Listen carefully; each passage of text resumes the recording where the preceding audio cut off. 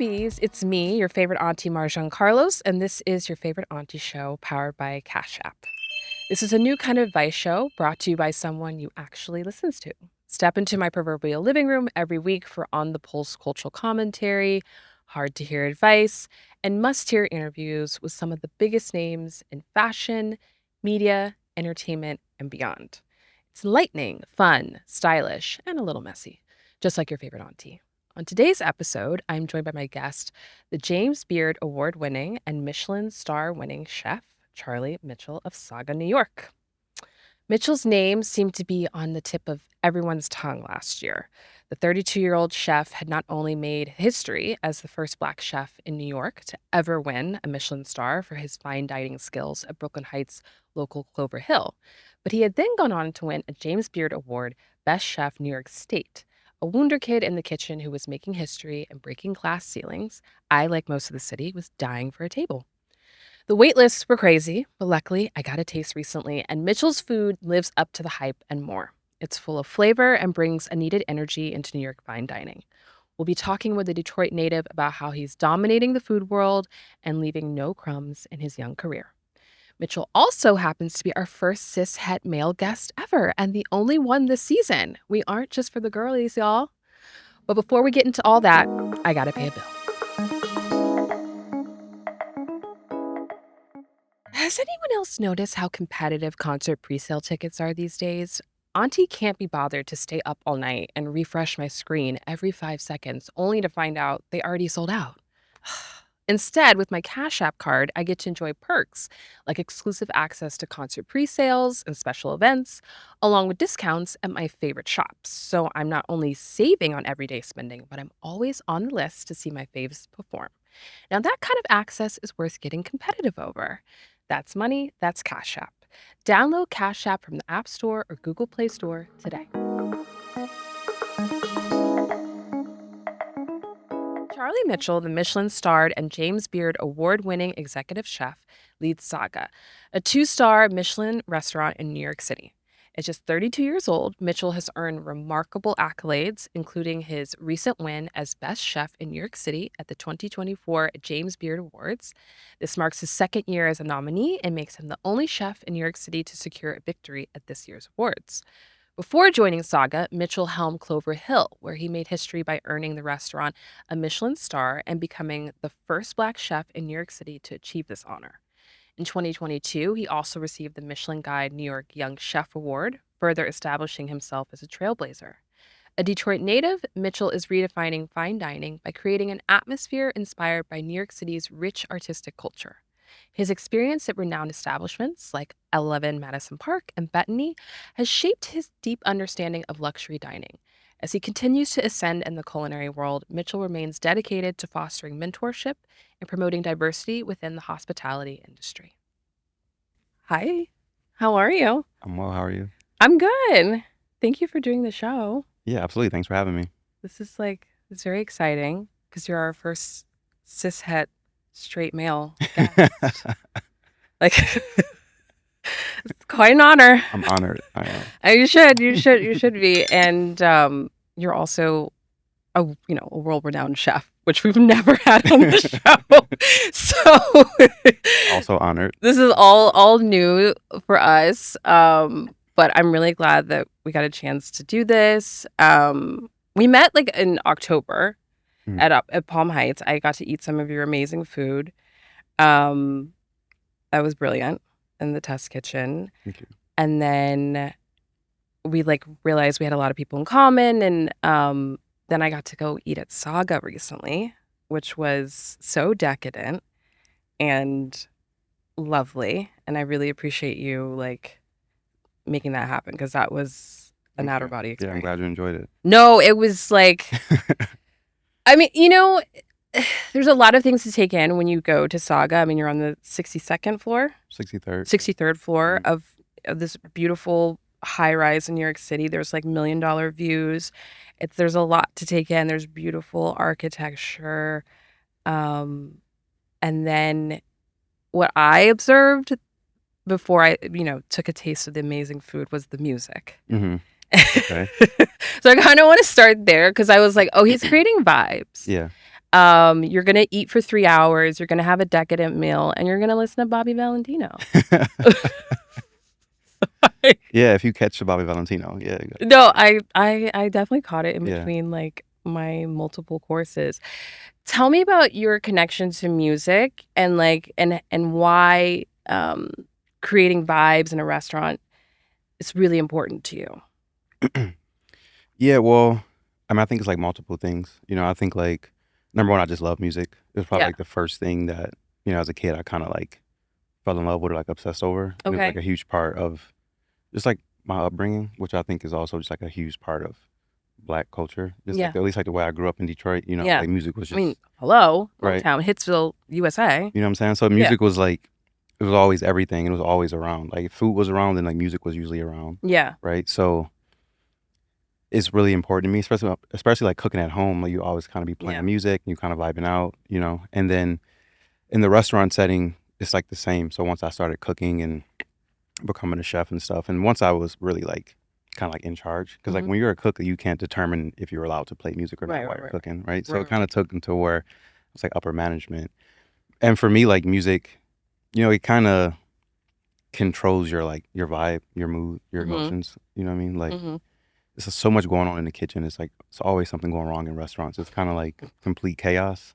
Yeah. And then but when you can find a groove of like either when you're doing prep or cooking food, and kind of just be in love with the process, it kind of takes you away from all the chaos a little bit. Yeah. But then during dinner service and for the guests, I found that music also helped me feel like establish my presence a little bit. Okay. And also show a little bit of my personality. Yeah. So I think it's fun to just kind of like share with the guests kind of like what I like, my personality, and I feel like they can connect to me another way besides just the food, So the music, it became a way for, first it was just like, oh, I just want to play the music in the restaurant because I like listening to music, and then it became, I noticed that it was a way for me to just connect to people as well and like show them that like my presence, you know what I mean? Yeah.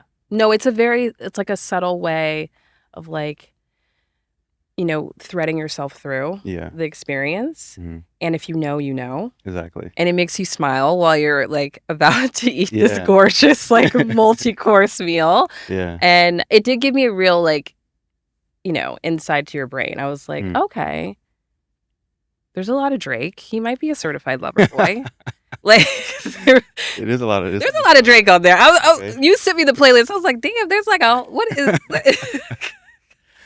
Yeah, that's a good catch. Yeah. Well, it is usually like a lot of soul music, R&B, a lot of love music, because I mean that's what cooking is as well, right? It's a labor of love, right? It's like the vibe you're in, and you're not like listening to like gangster rap trying to like make a souffle for somebody. It just doesn't like the mood. It doesn't work well together. You never know, but yes, I definitely. So it definitely that romantic kind of vibe in the cooking and like intimacy and fine dining to me is like it works well together. Yes, it set the tone for the evening for sure, and it made a whole experience. 'Cause I went with Gabby and we were like, this is the best date we've been on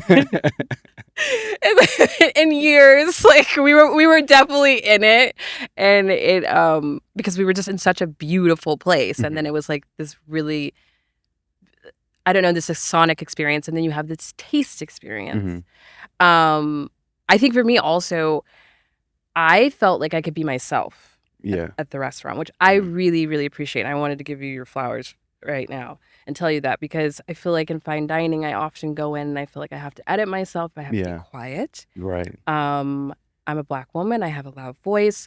I feel like I need to have like a stick up my ass. And I didn't feel like I needed to when I went to Saga, which was and I think that is, I'm glad you felt that way. That was a huge part of the opening of Saga. That was something that was huge to to Chef James, and the same with me. Like even at like Clover Hill was like the same thing, which was like fine dining is like that. It's like intimidating. It's a little bit pretentious. They kind of make you feel like they're smarter than you. And you feel uncomfortable. Or you feel like why would you go out to dinner if you feel like you can't laugh with the people you're with? Exactly. You know what I mean? So that's important. Or if you clink your fork too loud on your plate and you feel embarrassed and uncomfortable. We don't want people to feel like that. It should be a human experience, right? Like anything else, even though it's a fancy dinner. You should still be allowed to relax and be human and have fun and like kick back. Absolutely. I completely agree. And we did, because when we walked in, we were like, oh, we got to keep our voices down. Because we were the middle table, and I was like, oh, we got to keep our voices down. But by the end of it, we were like kikiing and cackling, and I was like, oh, I appreciate this. And like, there were so many different types of people that were there. You had people who were on dates. It seemed like you also had like your old money New York, who, course, that was just like, we're here for they don't give a shit. They're like, Well, I was like, do you know that Bobby Valentino is playing? They don't know. No, they don't. They can feel it even if they don't know. Yeah. You know what I mean? Like, it's still like the kind of music still like puts you in like a relaxed place. It does. It was very opulent. And the food was incredible, obviously. I mean, I had like an I am love moment where like, the shrimp was like glowing. And like, have you ever seen that movie? Which one? I Am Love? Mm-mm. Oh, you got to see this movie. It's with Tilda Swinton. Anyway, her shrimp starts to glow because she's like the best food she's ever eaten.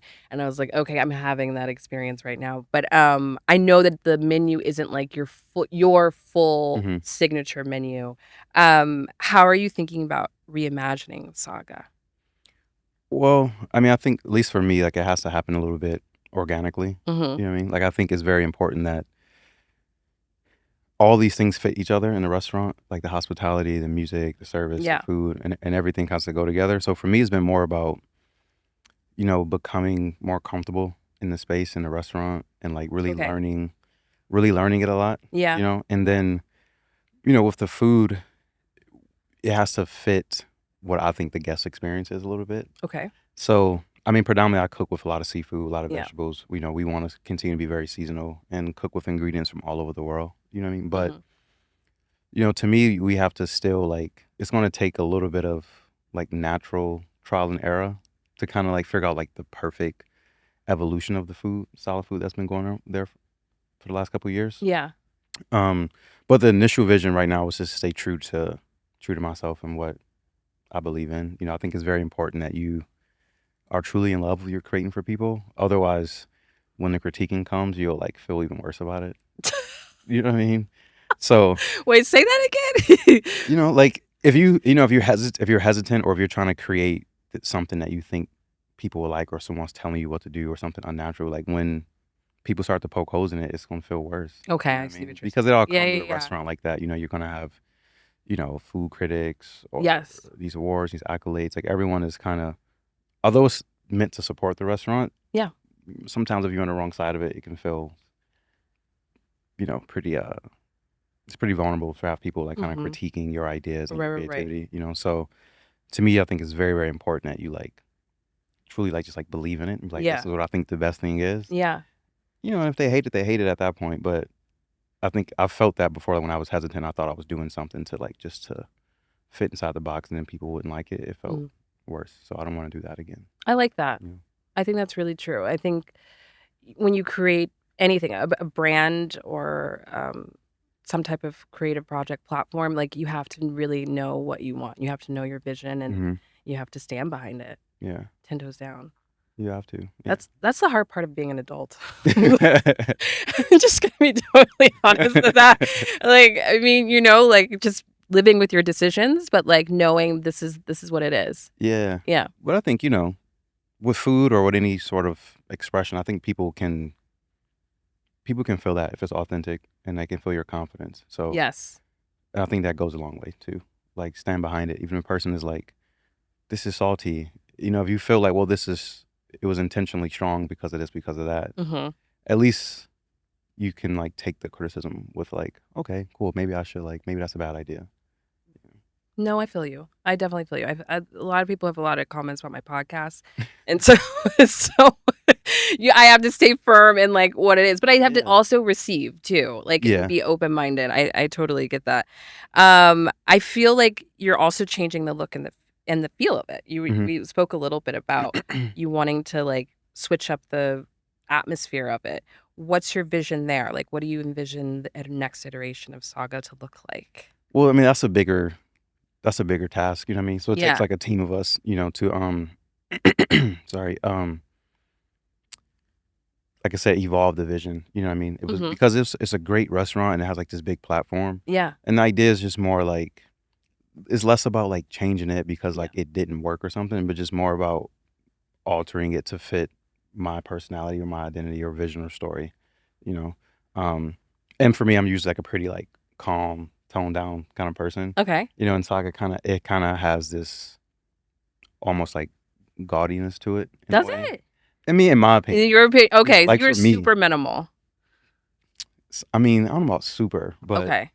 kind of, yeah. Yeah. You know, And you're also like a very more traditional as well. Like you like a very traditional kind yeah, of French take on on like the cooking dining. style. Yeah. Yeah, usually like the foundation, I would say. I mean, I think like the foundation, yes, but I think only if you know. You know, to people who don't know like French cuisine or French sauces, they may not know. It may be like, it's like if you know, you know.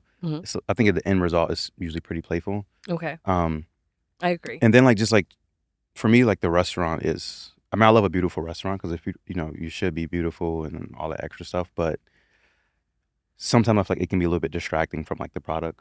Okay. You know what I mean? And like Okay. at the end of the day, like people are there for a full experience, but they feel like they're paying for like the food, you know, and like the wine. You know what I mean? So it's important that the visual of the space or etc. doesn't take away from like what they're actually like there for, like the product of the food. So that's important to me. Not that space is like too distracting, you know. No, I hear you because in New York especially, Mm-hmm. I mean, how many flashes in the pan, establishments do we have, from bars to restaurants to clubs? Like we So move many. on so quickly, and Yeah. it can be the hottest spot in the world for Mm-hmm. like 2 to 3 months, and then we're over it. Yeah, I mean, but it's hard now. No. It's hard to be timeless as a restaurant. It's Yeah. hard to like break through because like New York, as much as we love the new spots, Yeah. we're very, very loyal to like the spots that's been here for a long time. Yeah. You know what I mean? Like Balthazar is like never going anywhere. No. Like no matter what. No. Like Yeah. I actually worked in restaurants before I started working in journalism, and I worked at Pastis. Oh, really? Yeah, I still go to Pastis. Yeah, like it's a Like, staple. It's not going anywhere. no, it's not going anywhere, and I was so glad when it came back because Mhm. that was the girl, Yeah. and it taught me a lot about New York Mhm. and In what how, way? like, first of all, I was like 21 and I had a little bit of power, Mhm. and because I was the hostess, and so I had like a little bit of power, so I understood like the politics of getting a good table and what a good table looked like. I understood, how people wanted to like, be seen when they go out, Yeah. and how they wanted to be taken care of, Mhm. and it was also very connection based. So it's Yeah. like, oh, I got the number to the people, so I got a table, that kind of thing. It's like that. It's like New York is very much that. Yeah, New York is that. Yeah. You know. So it taught me very well, raised me very well. Mhm. I love restaurants, like working in restaurants. They're like, Really? I really did. I know. It sounded like you got out before it was too late. I know. You're like, okay, I don't think I was on the hostess side always. I never waited tables, and I never bartended or anything. Oh, so But you did the I job was that doesn't suck. I was front of house. Front of house. I was Yeah. front of house. Hosting. Yeah. But I was there till like closing. Yeah, I mean restaurants are great. I mean like I love restaurants. Obviously. You know what I mean? So I'm biased. Yeah, But I yeah. think they're very special. You know, it's like, humans doing things for other humans. And there's not a lot of things anymore that are exactly like that. You know what I mean? It's like everything there is still done by us for people. And like that's the beauty of like hospitality. You know what I mean? So Yes. it can be like grueling work and backbreaking work sometimes. And like Mhm. people are like really hard to satisfy. Yes. But when you do it, it's very special. You know what I mean? It's very, very special, and Yeah. you meet people constantly. Yeah. It's like, I don't know how to describe. I did retail as well, but it's Mhm. very different than restaurants. Very. It's a different type of experience. I haven't been able to figure out how to describe it, but it's just when someone comes in for like 45 minutes to an hour and sits down with you, it's a very different thing than you like helping them to their dressing room or something. Yeah, it's much more intimate. Yeah. Like 100%. Yeah. Yeah. And then the staff is really great too. Mm-hmm. I really got along with them. You did give me a little tea about some changes to the staff uniforms. You were bringing in Sergio Hudson. Can we talk about that? I don't know, but seems like we already are. I mean, Yeah. you thought you're thinking intentionally about how you want the staff to look and what that looks like for you. But like, how did that happen? How did that come about? Are we under embargo? I mean, how that come about? I mean, it's pretty simple. Like we just wanted to, like that space is really hard to have a special location in New York City. Yeah. Right. So whenever because that's like the hardest part of having like a special place. You need like a special location, and whether it's like getting a real estate or the cost of it or whatever. But whenever you have like Saga has it's like a very New York special place. Like come in there in this Art Deco building, coming up this elevator and like this view, and it's kind of like intense, especially if you've never been in New York City. You're like, holy shit, I'm in New York City at this like fancy restaurant in the sky, you know? So if that's like the benchmark, then like everything we do should also be like, you know, like do fly shit. You know what I mean? And that's just where the conversation started. It was just like, if we're gonna do it, like you gotta do something that's gonna be like fly on the same level of everything else that we do, you know? And it just made sense, you know? And then we got lucky that he said yes. That's what's you know what I mean? Because I didn't expect it, you know? I'm like, he dresses Beyonce and Michelle Obama. He's not going to fucking do our uniforms at the restaurant. I didn't, but well, you know, it actually, you know, like we met once, we got connected, and it was just natural. We just was like, bet, let's do it. He was excited about it. I was excited about it. And we wanted to, again, like do some fly shit. So we want to see how it comes together. I can't wait to see what this fly shit looks like. Yeah. You know, I mean, like you said, like New York is an interesting place. Yeah. And like people want to feel like they're exclusive, or they want to feel hot, or they want to feel at a place where everyone else is at. You know what I mean? They want to feel like the perceived value of the space. And fine dining is all about the details. So yeah, it's like top to bottom, like everything needs to be on the same level. And if you can have somebody come in like that and add that kind of detail to just like the staff and the uniforms, it like takes the experience like over the top. No, I agree. I completely agree. And like, I think it also is like brings in a cross-pollination of fashion into dining, which they're very close cousins, and especially in New York, you know, like, and like the circles, I mean, you know, I think there's a lot of that. So I think that's a very nice touch to it. I didn't know if you guys were like friends or something, or, you know. Not yet. Yeah. I mean, like he's like, I'm mad busy. He's mad busy. Yeah. But, you know, his team has been great, and they're surprisingly very, very, very hands-on. So it's pretty dope. Awesome. Okay, well, I can't wait to come back and see how everything turns out. Where do you draw your inspiration from these days? Are you looking at different books or magazines or movies? And by inspiration, I mean for the interiors of the space, or for your menu, or how you want to, I don't know, build out the vibe of your restaurant. Where do I draw inspiration from?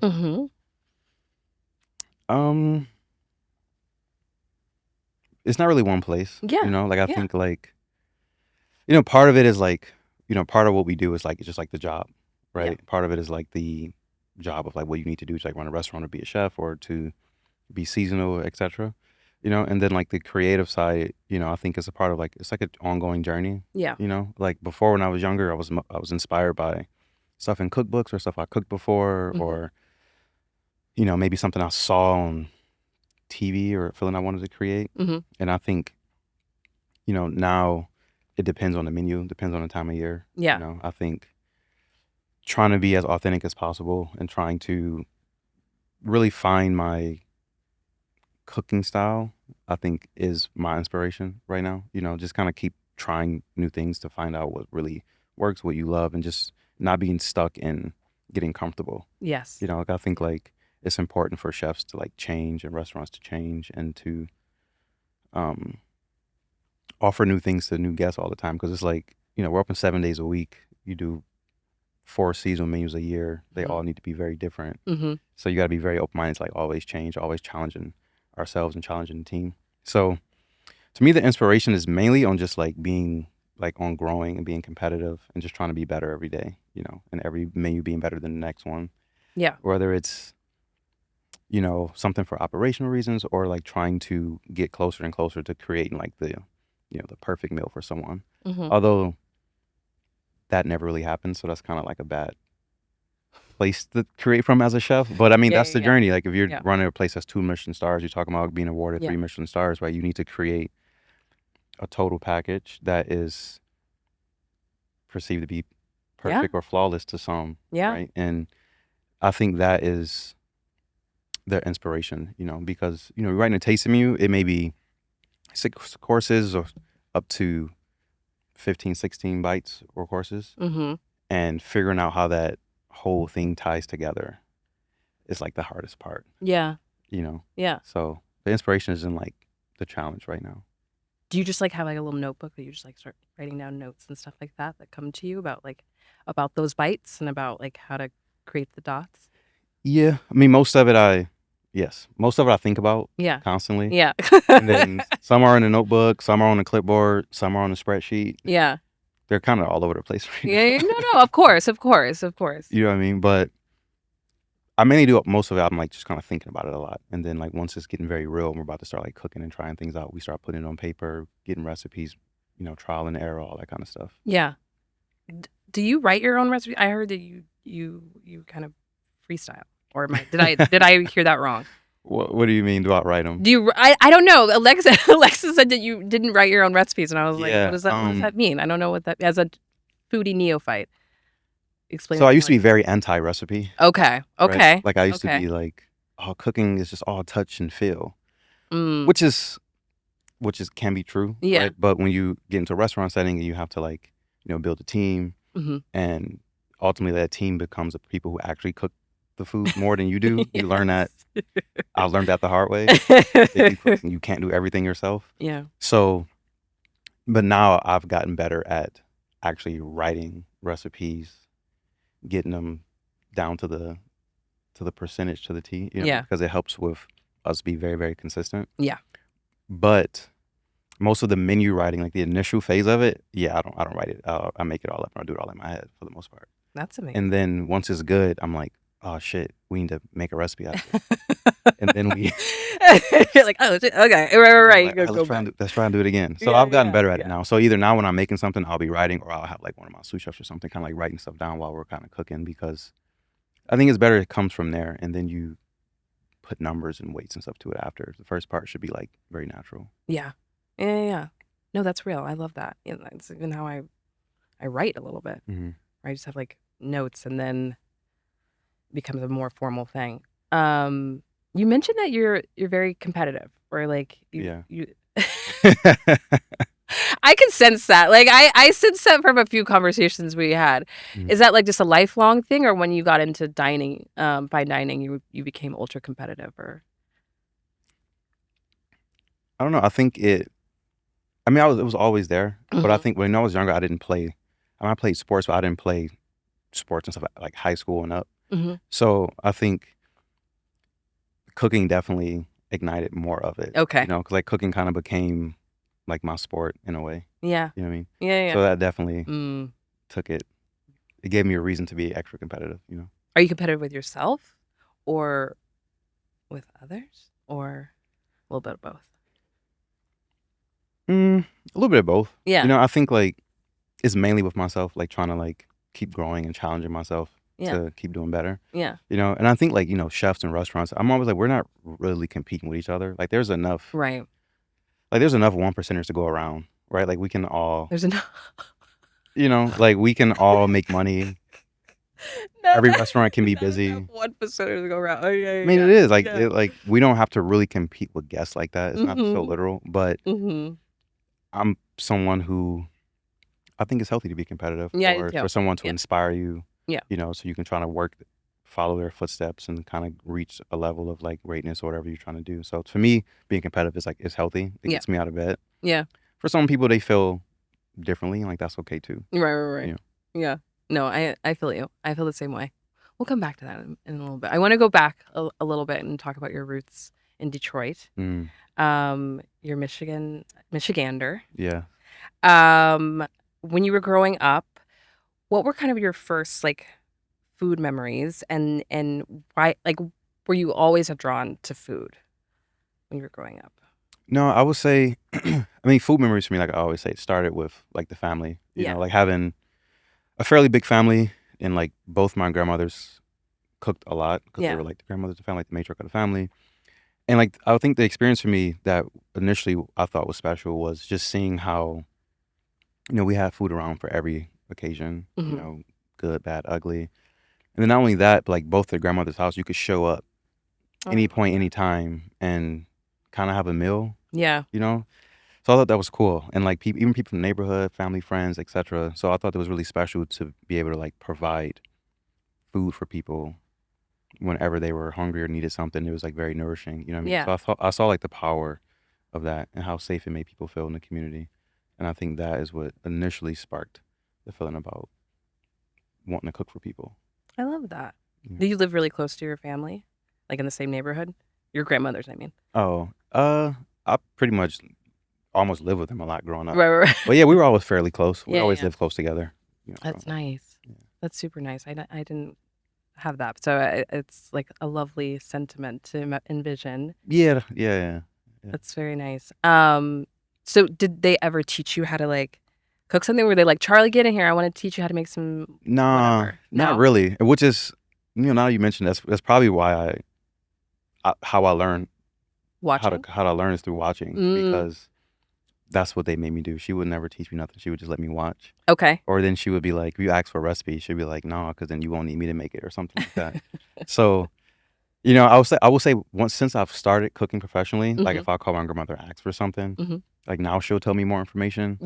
But when I was younger, it was like, nah. It was like she didn't tell me anything that she's putting She in there. gatekept. You know, I had to like, I kind of had to watch and learn. Yeah. You know? And that's how I learned in kitchens, and that's been an advantage to me as well. Whereas like I can just kind of like learn through watching. Yeah. A little bit. You know what I mean? No, absolutely. And like, how old were you when you started of just observing her and being like, I think I want to take up a mixing bowl and start making something of my own? Oh, like, I mean, my whole life. I mean, I think I have a picture of me like baking with her when I was in like, I don't know how old I am, like 7, 8, or 9. Very cute. So it's been like my whole life for sure. I love that. Yeah. So you never saw the kitchen as like a gendered space, like the kitchen is for women, not for men. I mean, I think we often in culture, like, you know, we No, delineated that. no, because I had so like my grandmothers were like the main cooks, but my father cooked, all my uncles cooked. They all at some point in their lives worked in restaurants or something like that. So everybody was a cook in the family. Yeah. So no, it was never a gendered thing. Like everybody cooked. Okay. Yeah. No, you know, because they tell us to get back to the kitchen. That's what they tell us to do. So I was just very curious about that. You know, it's it's true. I'm as a woman, that's what there's an expectation that I should know how to cook, but I don't. Yeah. You know. No. So what was like your first fine dining experience? And how did it change you in your perception of it? As a cook or as like eating it? I think I want to know as like a patron and then as a cook. Well, it took a while for me to truly eat a fine dining experience because like you can't afford to as a cook. You know what I mean? So the first experience I had in fine dining was definitely like at work. Okay. You know, like my very first job was outside the city. And outside of Detroit, it's like in the suburbs. Okay. And from there, it kind of changed me in the sense of like there were so many like ingredients and stuff that you know we just didn't eat in our households. Right. You know, and it was just like, damn, like these ingredients are somebody seemed normal, but like to us, like we didn't cook with them or we didn't eat it. So just like learning like how limited my palate was and limited my experience was with food because of like, you know, like Detroit, you made me cook at home, and when you cook at home, you kind of don't realize, but you kind of cook the same meals over and over and over. You're like, oh, we're having meatloaf, then we're having spaghetti, and then we're gonna have chili, and but it's kind of like you kind of eat the same stuff over and over and over. Yeah. Like I didn't really realize that until I kind of got in the kitchen. You know. And then the second one was when 2015 I did my first like stage at a 3 Michelin star restaurant. So I was still living in Detroit at the time, and I was thinking about leaving. And I applied to a restaurant in San Francisco, like trying to get a job. And they was like, yeah, you can come hang out for 4 to 5 weeks. And I'm like, oh my God, like, yeah, they let me come. Like, I'm gonna get a job. Like, I'm gonna be the best chef in the world, you know? Yeah. And I had no idea what I was walking into. In what sense? Like, in every sense. Yeah. I think like my chef did. And looking back, I think he did it to be funny. He's like, yeah, sure, like, go. And then when I showed up, it was just like the level at which they were working at really just really showed me like how much further I had to go and how much work it was. How old were you at that point? 22. Okay. 23, Yeah. You know, they were just like so serious. They were working, 16, 18-hour days. Yeah. Everything was so clean. Everything was so perfect. It was so intense, you know, and they were so professional. Ultimately, they were like very, very professional, and it really showed me that it was another level of like which we could work at, and that really was like very polarizing for me, and really was like I came back home, was like, holy shit, like I got a long way to go, but it was good, it really put the battery in my back at the right age, at the right time. What restaurant was it in San Francisco? It was called Benu. Benu, okay. And does that type of rigor in the kitchen, does that like start to bleed out into your life, like where you're like, you know what, I think my life is going to be super organized too, and like I'm gonna have a more disciplined approach to Well, I mean, yeah, it should. I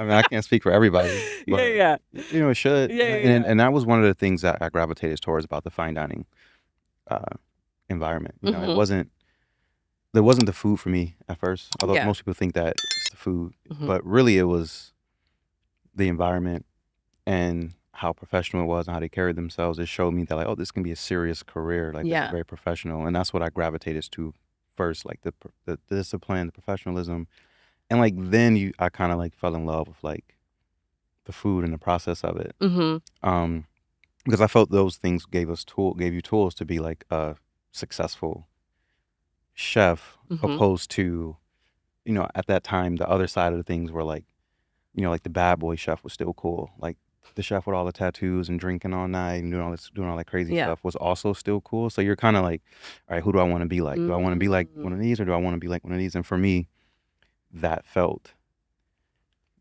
like a better decision for me to make and healthier. Yeah. That's very true.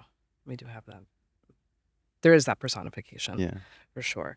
That makes total sense. I mean, I like when a job has that type of those type of guardrails.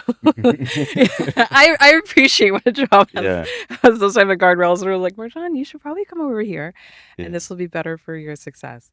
I know that you started out in a lot of like bar and grill, so I can see how that must have been a huge juxtaposition from going to probably something that was a little less conditioned and really strict into something that was a lot more regimented.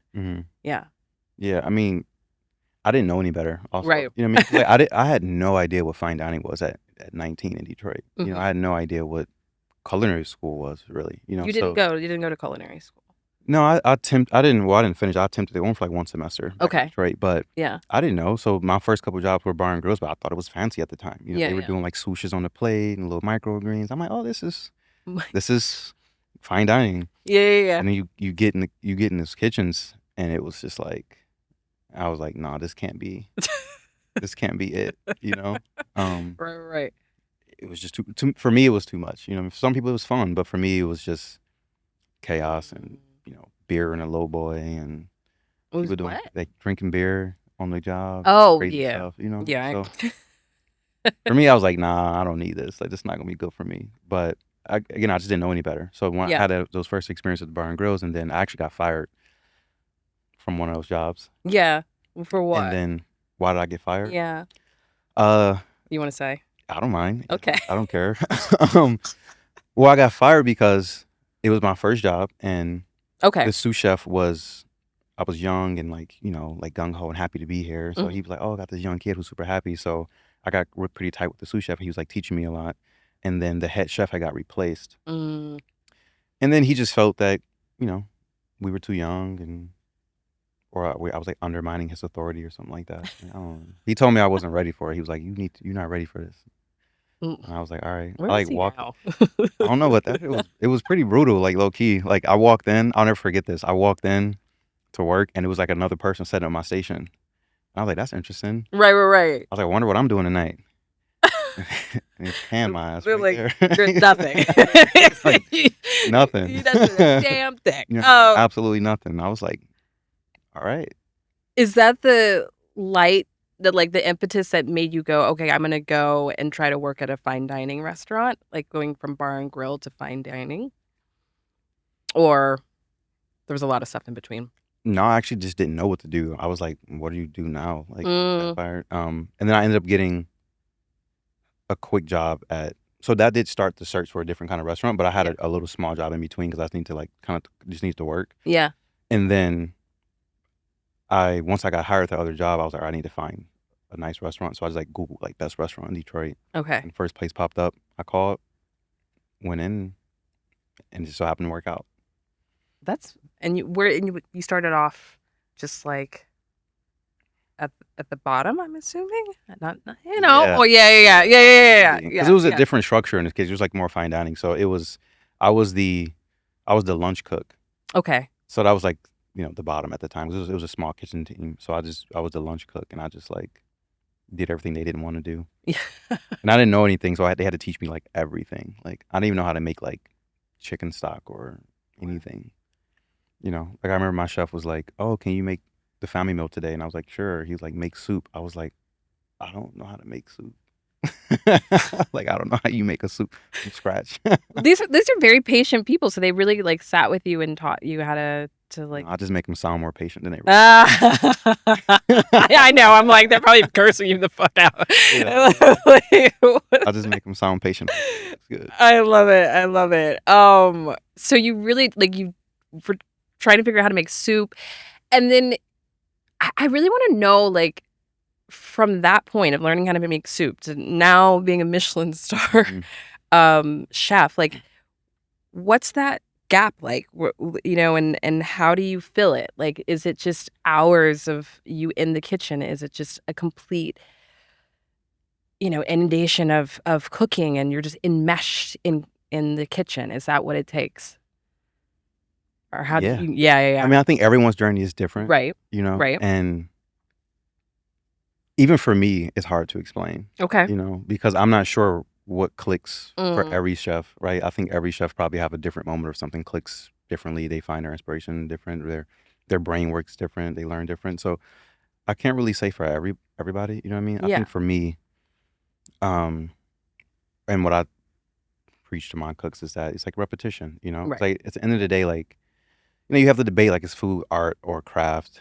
We've had that conversation before as cooks, but like you have to learn how to cook. You have to learn the craft before you can try to create art out of it, right? So for me, it was about Mm-hmm. you need to work a lot, get as much repetition as possible, Mm-hmm. and eat as much as possible, so you can like understand what you're doing. You know what I mean? Because for a while you start off just doing what you're told, Yeah. right? Because you don't know anything, so you come in, they have you, and you just do what you're told. Right. And then as you start to grow in opinion, you start to think, you start to ask why. So for me, that was one of my big things. And even like I've always been like that. My grandmother told those stories. Like even when I was a kid, I always asked why. So, You hard-headed. but that's the only way you learn, because that's how you understand the science of what we're doing, everything, and all those kind of things, right? So Yeah. you need to ask a bunch of questions, and once you get all that information, you can start to create. So for me, yeah, it's like a lot of repetition. Yeah. Cooking as much as possible, tasting as much as possible, and then hopefully you start to click and you get a little bit lucky, Yeah. and you really start to gather an understanding of what you're doing. Well, you got lucky. Yeah, you get lucky. Well, and I think I would hate to say that it's lucky. I mean, there's a lot of hard work and then timing, and then it creates luck, right? Isn't that what it's called? Something like that. Something like that. Yeah. But you also, I found in like researching you, there's a lot of mentorship in your story as well. Like you really were able to connect with like great people who were able to foster you, teach you how to make soup, like things like things like that. Talk to us a little bit about mentorship and how it's played a big part in your career. And I think it's kind of a lost art a little bit. People don't rely on it too much. Yeah, I mean, I meet some people who have like lifelong mentors, some people who don't. You know, it wasn't something that I thought was I placed a lot of value on when I was younger Okay. because I didn't really understand it. You know, Yeah. probably You for say other you're reasons as younger. well. What age are we talking about? What you trying to say? I just say you're so young at 32, but you're like I mean, you know, but so like in your successful. 20s and shit, like you don't Yeah. listen. I didn't listen to anybody. Yeah. I didn't take any advice. Yeah. Like my teachers are dumb. My mom is crazy. Right? Like that's just how I felt. So, but when I started cooking, you only can learn from people. Yeah. Right? Like even you can read as many cookbooks as you want, but you can't do any of that stuff until you like understand what you're doing. So the only way to learn it was through these people. Yeah. So I had to learn how to listen to people, ask questions, seek information, and allow people to like teach me shit that I didn't know. Yeah. You know, and you know that went a long way for me. I realized how much you don't know. You know, and like in life is just better to just ask, get advice, get guidance instead of like bumping your head multiple times over and over and over. You know what I mean? Yeah. So whenever I can't figure something out now, I just find somebody to ask, and that's important. Do you have a lot of mentors now still, or? I wouldn't say a lot. You know, I think like my first chef is probably like my longest relationship because he was the one who like set it all in place for me. You know, and then from there, you know, it's been a lot of like short relationships along the way. Okay. Because I didn't really, my career path was pretty untraditional, you know, because most people, especially in fine dining, you usually work for a restaurant or a chef or a company for like, you know, 5 or 10 years and you train under somebody for a long time. And then you leave from there, you train under someone else, and you probably work your way up, and then you get a chef job, and then you do that for 5 or 10 years, and then maybe you can get investment, open your own restaurant. Okay. I didn't have time for all of that. So I didn't, you know, my first chef, I worked with him for 3 years. And after that, it was like, you know, do a year here, and try to learn as much as possible, as fast as possible. Yeah. So that I can like progress, you know. So I've latched on to people at different phases of my career. You know, and like now recently, like, you know, since I would say last 3 years, like, you know, like James was that person for me. You know what I mean? Because James Kit. yeah, you have to, I'm really big on like people who've like done it before. Yes. You know, so you need to ask people who've like done it before, if they've been through it, even if they failed, at least they've tried. Then I want to talk to those people about like how they do it, how they overcome this or that, and if they're experiencing things that I am, you know. So even if it's a chef I haven't met in person, if we have an Instagram relationship, I'll be like, yo, what's up? I need to talk. Like, let's rap. You know what I mean? So that's kind of how I go about it. I like that. I think oftentimes today especially on Instagram, we act like we don't know each other, even though we follow each other, and like we're definitely not asking each other advice. So I think that's a really healthy approach. Is there a piece of advice that you think about a lot that James offered you, and you kind of, I don't know, just resonates with you? It's probably a lot. Yeah. I would say the two biggest moments was like probably like when stuff was really hitting the fan for me, like just like telling me to stay in the kitchen and focus on the food and how like the kitchen operates. You know, that was really big for me because, especially because of the internet, and people on the internet are special, which is why I say it's important to have people who do it in real life. You know, because you know, like a little blip of Instagram followers or success and congrats isn't going to guarantee you like longevity, right? And it doesn't really translate to like the real business world. You know what I mean? So having him be like, yo, I know stuff is hitting the fan right now, but like stay inside, stay focused, and then like it's a long road ahead. That was good for me when I had people, you know, who didn't really understand what I was trying to do closer to me and maybe pushing you towards like TV or media or like, oh, this is the moment where it's like, no, it's really about having him reassure that I should stay in the kitchen was really good for me. And then another one, he was like, how did he say it verbatim? He was like, you need to be comfortable having like making big dog decisions. You know? And at the time I was like, shut up. Like, like what you trying to say? Like, are you comfortable? You know? And then as stuff was starting to fan, I was like, oh, hey, these are decisions she was talking about, like these big decisions. Yeah. And like being prepared for that, Yeah. mentally and emotionally, those were two big ones that he dropped on me. I like that.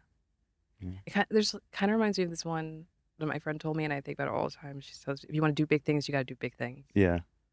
I think about that all the time. Yeah. Because you got to just make those big swings. Yeah. Because you were like, I ain't got time for 5, 10, 15-year stints with people. I got to just do what I got to do. Mm-hmm. And you busted right through. I like that advice. Thank you for sharing that with us. I know you worked in DC a little bit, Mm-hmm. but you've mostly, like, your chefing career has mostly been in New York City. Yeah. What about the city do you love? And why do you prefer working here? And what draws you to the city and what keeps you here besides a job? Damn. I mean, I love New York City. Yeah. Like New York City, I think it, changed my life, saved my life, etc. However you want to put it. You know, what I mean? I think, from a kid in Detroit, we're very like Detroit. Like Detroit is like Detroit, and it's a certain like environment. You know what I mean? In a good way, like culturally, not in a bad way, but it's just like it's a smaller city. We growing up, you think it's a big city. Like, I'm in Detroit, Atlanta, Chicago. You think it's a big city. Yeah. But when you come to New York, it's like a different level of big city. Yeah. It's like a world-renowned city. There's so many different people here, so many different opinions, so much self-expression, and you can like truly be yourself here. Yes. Where you can't truly be yourself everywhere. Yes. You know what I mean? So I always think that's what's the most special about this city. And it's the same for cooking here, or any sort of self-expression, any sort of art. Like that's the best part is that there's somebody who gonna vibe with that shit in New York, no matter what it is. If you selling painted cans on the corner of 14th Street, or if you're selling a taste meat for $1,000 a person, like whatever thing you believe in and you trying to get off, like this is a place you can do it. Yeah. That's what I like. And then for fine dining, you need that. You need people who are open-minded to food. You need people who travel. You need people who are open-minded. You need people who can afford it. And people who value any sort of art or craft. So to me, it's the best city to cook in here. I can't say in the world, but especially in the States, I think it's the best because of the variety that you can create something and find people to support it. No, that's very true. It's very, very true. I think there's just like we're always looking for the next best restaurant and looking for tastes and looking for just I don't know. We have all this at our disposal. We have the best restaurants, we have the best theater, movies, shopping, like what art, whatever. So it's like we love to indulge. Yeah. Yeah. And we value it. We value people who create in all things. Like we like support that. Yes. Not every place in this country like actually supports that or values that the way we do here. Not at all. Not at all. Like we see that all the time. Yeah. And when you were kind of coming up in these kitchens, I'm assuming the rigor of a New York kitchen is a little different from any other city. Oh yeah. Yeah. Yeah. Tell us a little bit about that and like how it made you a better chef. Kind of opened your eyes.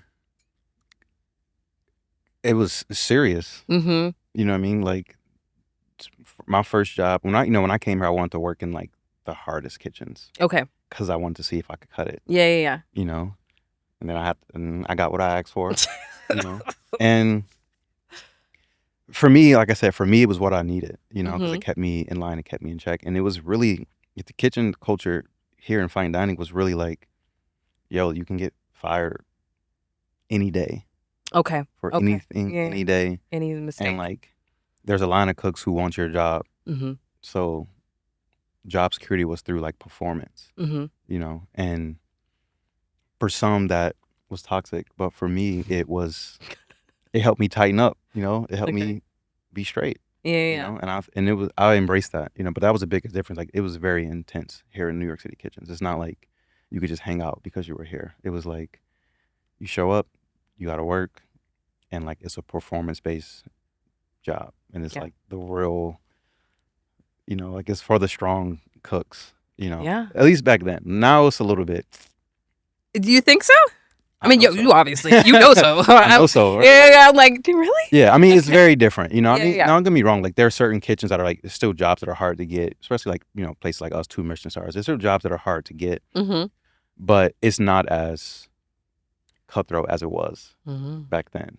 You know. Oh wait, so people would try to sabotage you or something?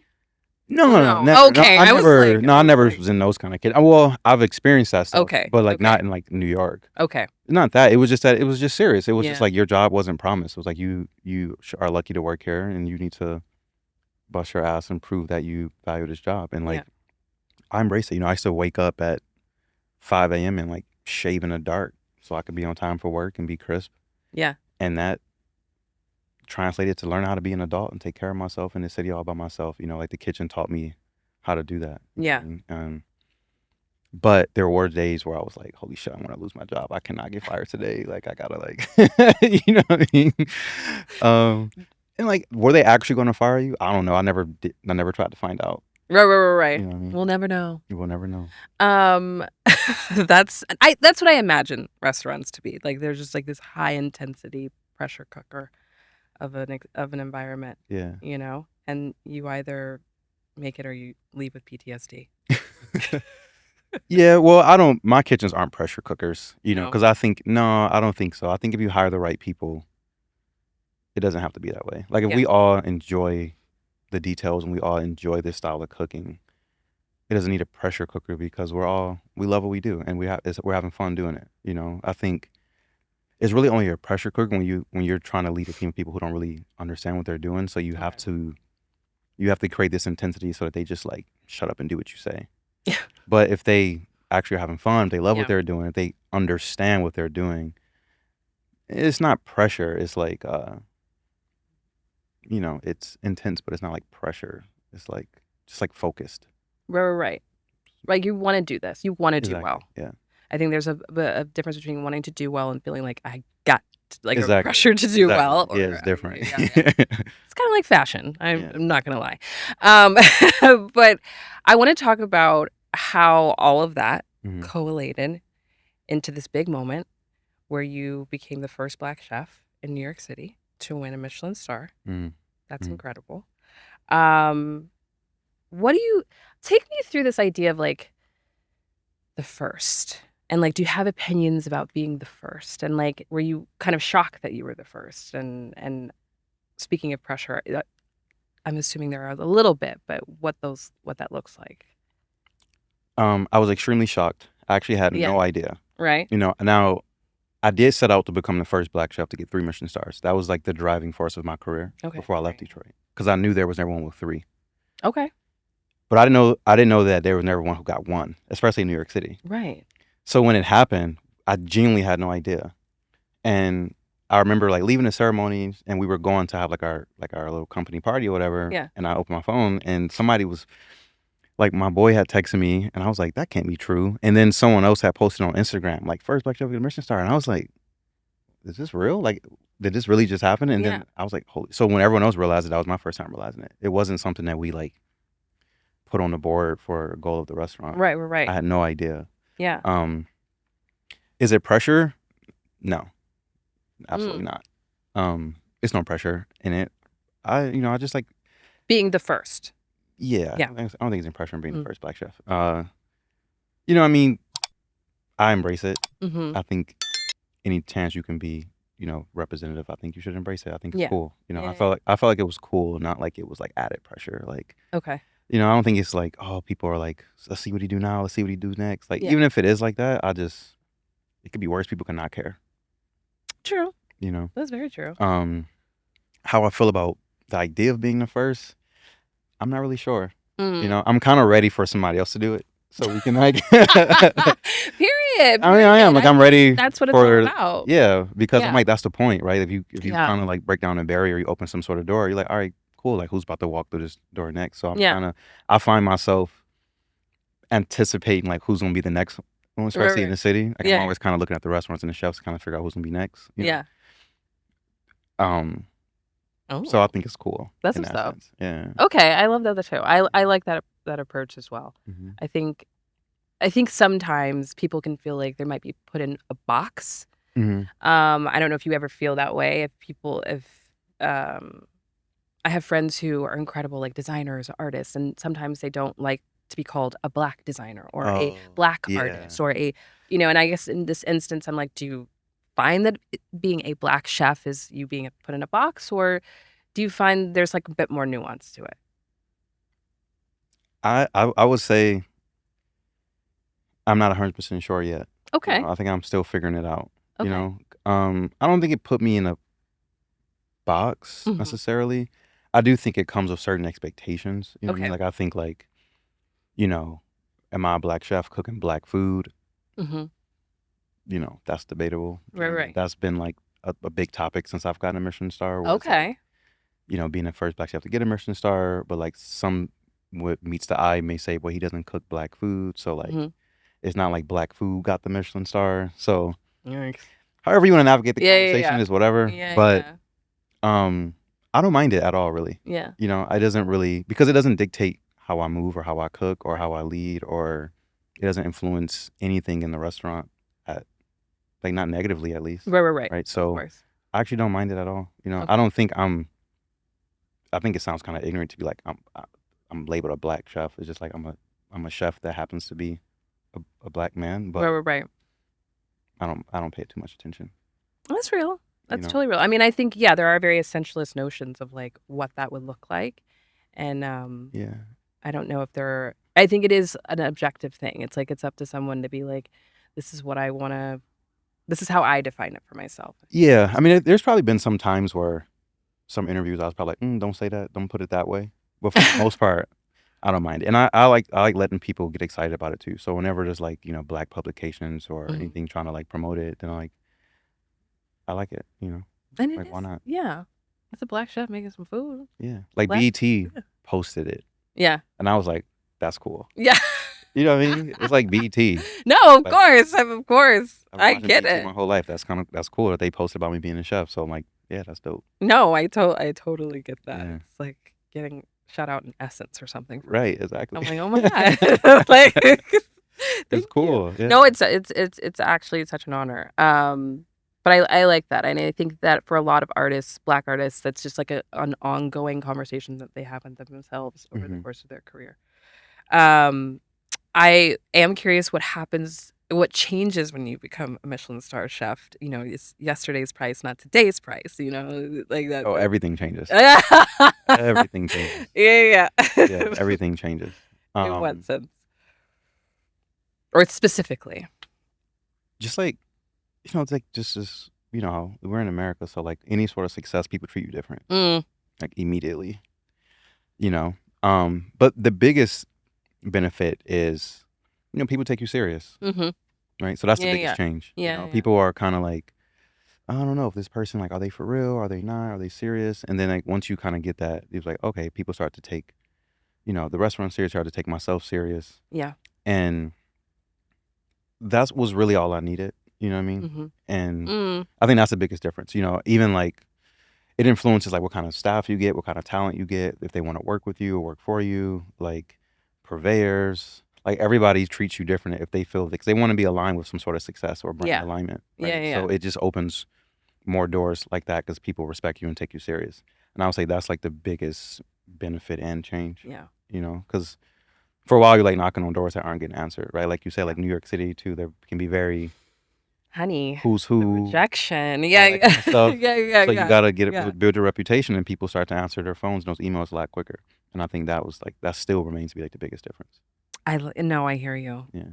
I think that you saying being taken seriously, Mhm. like that is, oof, that that's priceless. Yeah. You Exactly. really can't even put a price tag on that. Yeah. Because, yeah, getting rejected in New York is. I mean, it's gonna happen to you. No, it does. I know, but it's just like, ugh. But on top of your Michelin star, you Mhm. also got a James Beard Award Yeah. for best chef in New York State. Yeah. That's incredible. Yeah. That's Yeah.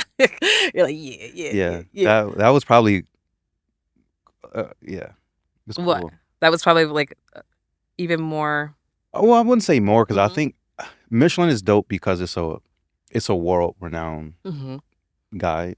Mm-hmm. So, and when you're in fine dining, you're really competing on the global scene, Yeah. not just here. So that's what makes Michelin so special in that regard. But like James Beard is kind of like us here in the States, and like in Detroit, James Beard was like big because we didn't have Michelin, Okay. Okay. and that award, again, because I'm competitive. So the year before, I didn't win Emerging Chef James Beard. Okay. Although I thought I should have. Okay, period. And then it was cool to be nominated the next year for Best Chef in New York. And I didn't think I was going to win either, but it was nice to win. And like really serious chefs kind of always win that. And, the chef the year before, JP won it, who's somebody I really respect. And so for me to be there the next year on the stage winning that award was huge for me. Because like you said, it's about, it's also about people taking you serious and like your peers respecting you and all this kind of stuff. And it was really special. Oh, I love that. That was cool. No, that's very cool. I think peer recognition is, I think, underrated. I think, honestly, I would take that over a lot of stuff. Yeah. Just being like, because they know. Yeah, exactly. What it takes. And yeah, that's really very cool. I'm curious, though, when you're getting an award at that level, like, what are you sacrificing? Like, what are you saying no to? What are you saying yes to get to that? Oh, everything. Yeah. You know what I mean? Yeah, everything. Like this, especially in cooking, like it's a lot of work, a lot of hours, and no one understood it, at least for me. You know what I mean? So we're looking like I'm almost 11 years in, and in the last 2 or 3 years, there's been like perceived success, Michelin star, James Beard, blah, blah, blah. But before then, most people in my life were like, what are you doing? Like, why are you doing this? Right. You work a lot of hours. Yeah. You never take vacation. You don't make any money. I heard people be yelling at you. So, a lot of people claim it makes sense now, but for a longer journey, it didn't make sense to anybody. Everybody's like, why don't you go work at Benihana's or Ruth Chris or work on a cruise ship? No one really understood the journey I was on, So it's more now that people, especially my family and friends, people close to me, really kind of understand it. Yeah. But yeah, there's a lot of sacrifices. You're a cook, like, you don't take Saturdays off. You work Thanksgiving, you work New Year's Eve, you work on your girlfriend's birthday. Yeah. You work on Valentine's Day. Yeah. You miss everything. Damn. You know what I mean? Yeah. So but in any success there's sacrifices. That's very true. Right. You just some are bigger than others. Yeah. But all of that throughout the years, Yeah. And now how do you find a balance, or is you're like Marjon, there is none. I don't know if I've found the perfect balance, but okay. I've learned that. Well, now I'm also not just a cook anymore, so now I can be more flexible. I can take my own vacations. I can like move things around my schedule if I really need to. And you have to learn to let go a little bit. Okay. Like I don't need to be in control of every single thing. And that's one of the lessons I'm learning, now at Saga, because I can't, it was different in my last place. It was 20 seats, 5 days a week. I could touch every single plate every single time it went out if I really wanted to. Yeah. And here I have to learn to trust and let go because I physically can't. And so that helps you, it forces you to find the balance. It forces you to be like, you know what, like I need to let the team do their thing today, so I'm going to go work out or I'm going to go hang out. And like it forces you to find that balance. Also, if you don't, you'll probably go crazy. Yeah. That's a true leader. Leaders know how to delineate tasks. Yeah, well, you have to learn it. Yeah, I know. That's what you do. You do. It's not like innate all the time because I'm a control freak too. And so, I'm sure on your level, you're micromanaging and to a certain extent. And it depends on how you want to play the game, I think. I think I said this before. It's like, if you see like a music artist like sleeping in the studio, we think it's cool. But if you see a chef doing that, then it's like it's toxic. Or, if you hear that Kobe's in the gym at 5 a.m. shooting 1,000 jump shots, it sounds, we romanticize it. But we have to work the same way. It takes practice to get that level of precision and that level of consistency and detail. So it's not something you do for your whole life. That's how I look at it. It's something that for a period of your life, you work extremely hard, and then you change and you like start a family, have kids, and then you leave the kitchen or something like that. Do you want to go back to Detroit and start a restaurant maybe one day? No. But no, I'm No joking. way. Yeah, of You course, said of that. course. You're No, so I'm joking. crazy. I don't know if I ever move back to Detroit. I don't know, because I just love living in New York too much. Okay. But I Okay. definitely 100% want to have. I need to have something in Detroit because Yeah. that's home base. I need No, to I have. I need to agree. have something, for sure. It's just always been like it needs to be like the right thing in the right location. I think I put it too much on a pedestal. What New York or Detroit? Like Detroit, like the thing I have in Detroit. I'm Okay. like, it has to be like perfect. Okay. So, and that opportunity hasn't come yet. But every year I'm like, I'm opening something in Detroit. I'm doing something in Detroit. Yeah. And then I'm like, nah, it's not perfect. It's not right. It's not right. So Well, you got time. yeah, You got absolutely. time. You got to like put in your time here. But I could see that. Yeah. This is so weird, but like, I love the nickname of the Detroit Lions, the Motor City Kitties. As a writer, I just really like that alliteration. I'm just like Motor City Kitties. Sorry. Are you a fan of Detroit Lions? Unfortunately, yeah. Oh, you guys did pretty well. You guys almost went there. Yeah, almost.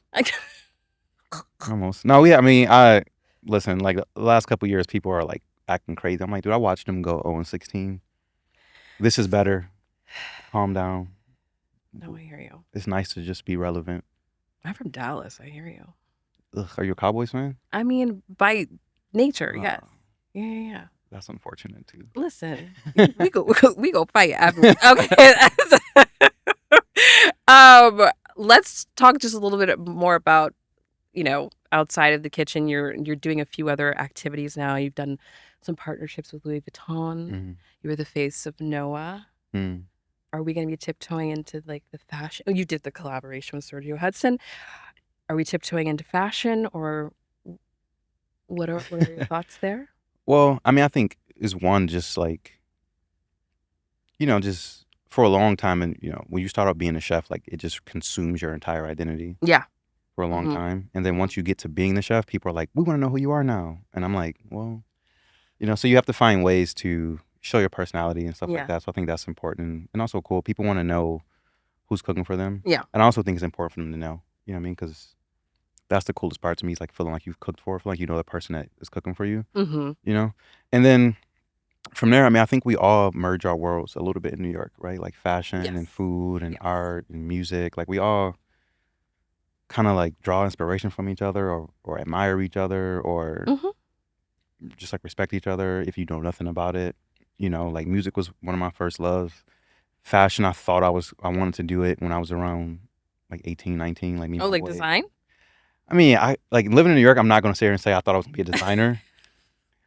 I'm not saying that. I just said I was interested in it, and we were starting it. Like we had like we were doing like a little. At the time, it was like a T-shirt company where we were trying to do at the time, but it was an interest. But then I had a moment when I moved to New York.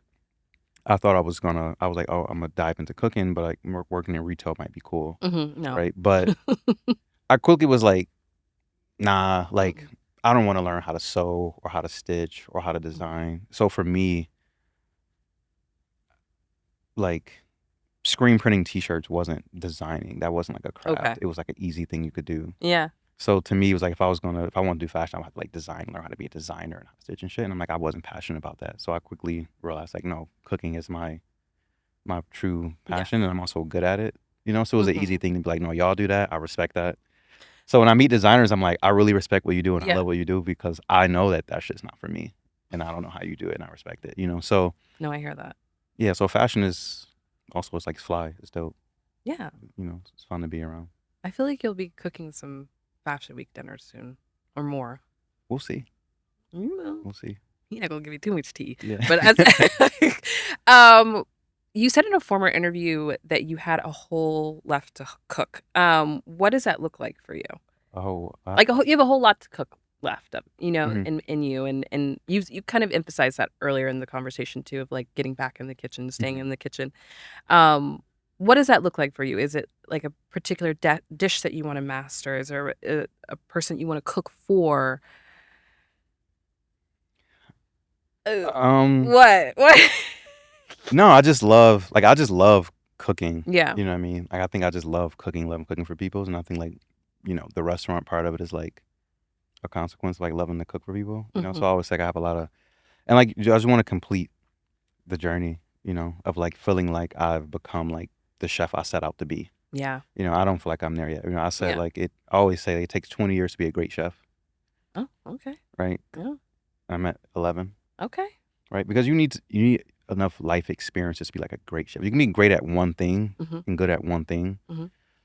but you need to like travel, you need to Yeah. eat, you need to have life experiences, you need to like develop emotionally in a certain Mm-hmm. way to like really be a great chef. So for Yeah. me, I'm like, that's kind of how I look at it. I'm like, I have a lot of cooking to do on this journey. I'm not ready to pivot yet because Yeah. I want to still become a certain level of chef, and I don't think I'm definitely not there yet. Okay. At least in my opinion.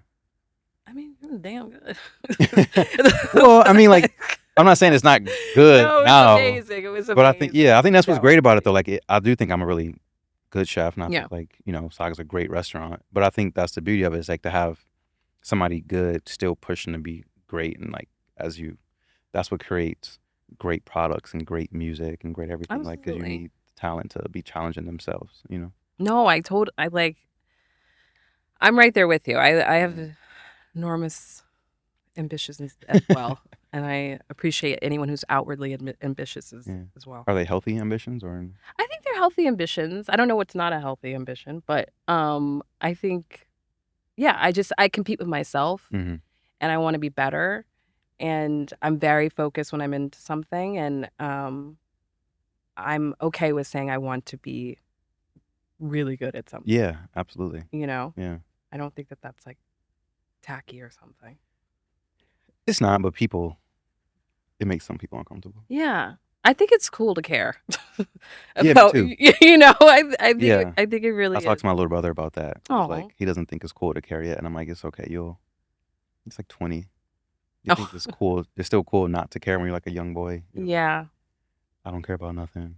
I'm like, No. no. Yeah, No, exactly. don't say that. Don't say that. Don't Yeah. say that. No, I agree. I think that it's very cool to care.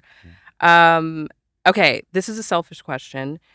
Um, what should people be cooking people on dates to impress them? This is just a wild card question. What should people? Be cooking like their partners or their dates to impress them. Well, I think it depends on the Your date. eyes are crazy. I think You're looking at me like I think it depends on the date. okay. Okay. But I think something that shows effort. Okay, I like that. Like you got to make something from scratch. I like that. Yeah. Especially if you're in New York, you don't have no excuse. You can go to a butcher, you can go to the farmer's market, Period. you can get some really nice ingredients. Yeah. Like in New York, there's no excuse to not be able to find at least the things you need to try to make something from scratch. I agree. So I think like that, no matter what the end result is, I think that is what's impressive, and that's what will make it feel like the most like intimate. I just cooked for you because I like Yeah. made this thing from scratch. It's not a bunch of like canned stuff and condiments and stuff. Like make it from scratch. Even if you don't know how to do it, like find a recipe on the internet, Mm-hmm. read it, and Follow it. try to make it. And even if it's a disaster, it shows effort. That's true. I think that's the biggest thing, making it from scratch. I agree. Because I felt really proud of myself after I've cooked something. Yeah. I like bring it to the table. I'm like, Yeah, you should. I'm all domesticated. Very much. Or you said you can't cook or you don't cook. Well, I cook one great thing. I've cooked fish tacos. They're the best fish tacos in New York. They are. I've eaten all of them. I'm very cocky about it. And if I've learned anything, it's be confident about your cooking. And I'm very confident about my fish tacos. And that's it's good to have a go-to. You need that. yeah. Mm-hmm. So yeah, that's what I cook to impress my friends and dates. So yeah. They're bomb. Okay, our last question, which we ask all of our guests. Your Uncle Charlie. Okay. What advice would you give to the kids that they need to listen to? It could be about life, love, career, cooking, anything.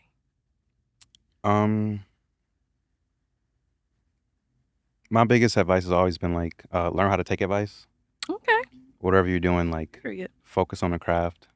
Everything else will come from there. And embrace the setbacks. And like use them for like motivation to get back up.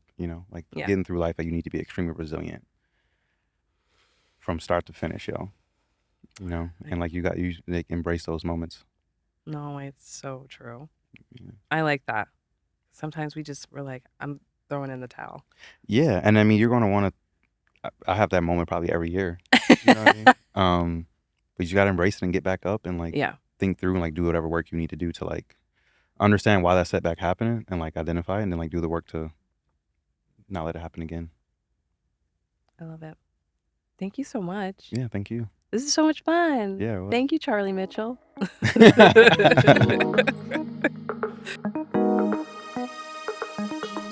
Well, that's it for this week, BBs. I want to thank my guest, the amazing Charlie Mitchell, for joining me today. And thank you so much for listening. I hope you loved this conversation as much as I did.